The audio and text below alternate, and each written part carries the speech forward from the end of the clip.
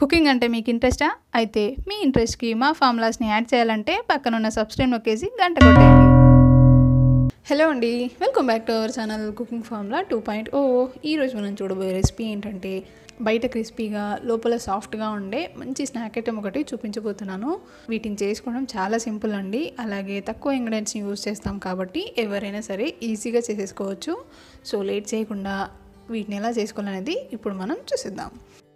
First stove పైన ఒక pan పెట్టుకొని అందులోకి ఒక కప్పు వాటర్ని తీసుకుందాం. అందులోనే పావు టేబుల్ స్పూన్ జీలకర్రని అలాగే పావు టేబుల్ స్పూన్ చిల్లీ ఫ్లేక్స్ని కూడా వేసుకోవాలి. నెక్స్ట్ అందులోనే 1 టేబుల్ స్పూన్ ఆయిల్ని అలాగే టేస్ట్కి సరిపడా సాల్ట్ని కూడా వేసుకొని ఒకసారి మిక్స్ చేసుకుందాం.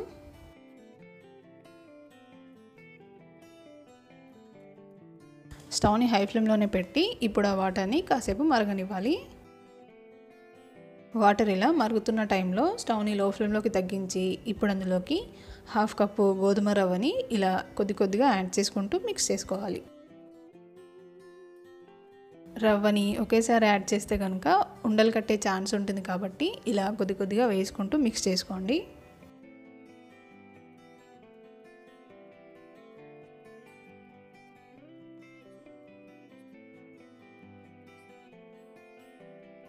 స్టవ్ని లో ఫ్లేమ్లోనే పెట్టి రవ్వ ఇలా కాస్త దగ్గర పడేంత వరకు మిక్స్ చేస్తూనే ఉండాలి.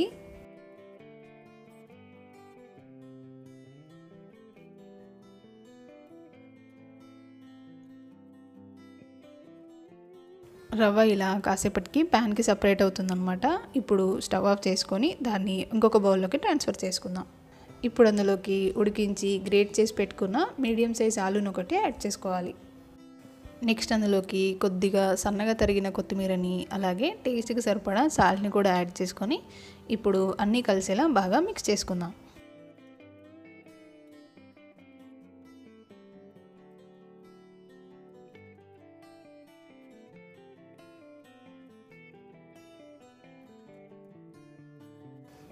ఇలా అంతా బాగా మిక్స్ చేసుకున్న తర్వాత ఇప్పుడు కొద్దిగా అంటే ఒక నిమ్మకాయంత సైజులో పిండిని తీసుకొని ఫస్ట్ ఇలా బాల్లాగా చేసుకోవాలి.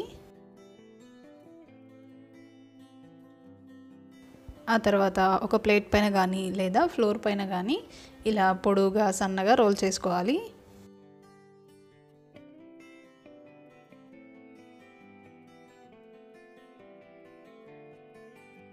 మరీ సన్నగా కాకుండా లావుగా కాకుండా ఇక్కడ నేను చూపిస్తున్న సైజు ఉండేలా రోల్ చేసుకోండి.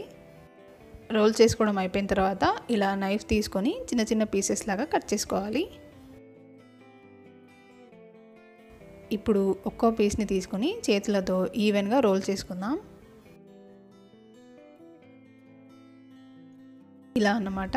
ఇప్పుడు వాటిని ప్లేట్లోకి తీసేసుకోవాలి. ఇదే విధంగా మిగిలిన పిండితో కూడా చేసుకొని అన్నిటినీ ప్లేట్లోకి తీసుకుందాం. వీటిలో మనకి ఎన్ని కావాలో అన్ని ఫ్రై చేసుకొని మిగిలినవి ఎయిర్టైట్ కంటైనర్లో వేసుకొని ఫ్రిడ్జ్లో స్టోర్ చేసుకుంటే కనుక 6 months వరకు కూడా ఫ్రెష్గానే ఉంటాయి. సో మనకి ఎప్పుడు కావాలంటే అప్పుడు తీసేసుకొని ఫ్రై చేసుకోవడమే. నెక్స్ట్ ఇప్పుడు స్టవ్ పైన డీప్ ఫ్రైకి సరిపడా ఆయిల్ని పెట్టుకొని ఆయిల్ బాగా హీట్ అయిన తర్వాత ఇలా వాటిని ఒక్కొక్కటిగా వేసుకొని ఫ్రై చేసుకోవాలి.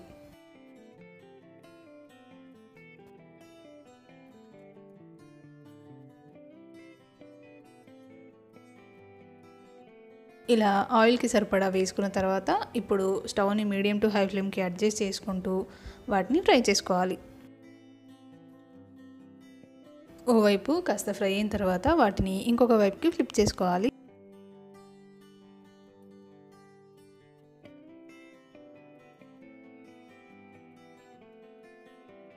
అవి ఇలా మంచి గోల్డెన్ బ్రౌన్ కలర్లోకి చేంజ్ అయ్యి క్రిస్పీగా అయ్యేంత వరకు వాటిని ఫ్లిప్ చేసుకుంటూ ఫ్రై చేసుకోవాలి.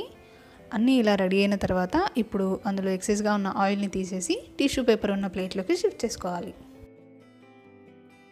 అంతే అండి, చాలా సింపుల్గా చాలా తక్కువ టైంలోనే రవ్వతో ఇలా స్నాక్స్ని ప్రిపేర్ చేసుకోవచ్చు. పిల్లలతో పాటు పెద్దలు కూడా ఎంజాయ్ చేస్తారు, అంత బాగుంటాయి. ఇంకా మంచి టేస్ట్ కోసం వీటిని టమాటో కెచప్తో సర్వ్ చేసుకొని చూడండి. నిజంగా టేస్ట్ చాలా చాలా చాలా బాగుంటాయి. తప్పకుండా మీరు ఒకసారి ఇంట్లో ఇలా వీటిని ట్రై చేసి మీకు ఎలా కుదిరింది అనేది నాకు కామెంట్ సెక్షన్లో షేర్ చేయండి. ఇప్పుడైతే థ్యాంక్స్ ఫర్ వాచింగ్ అండి. ఈ వీడియో కనుక మీకు నచ్చినట్లయితే లైక్ చేయండి, షేర్ చేయండి. ఇలాంటి మరెన్నో మంచి మంచి రెసిపీస్ కోసం subscribe to our channel cooking formula 2.0.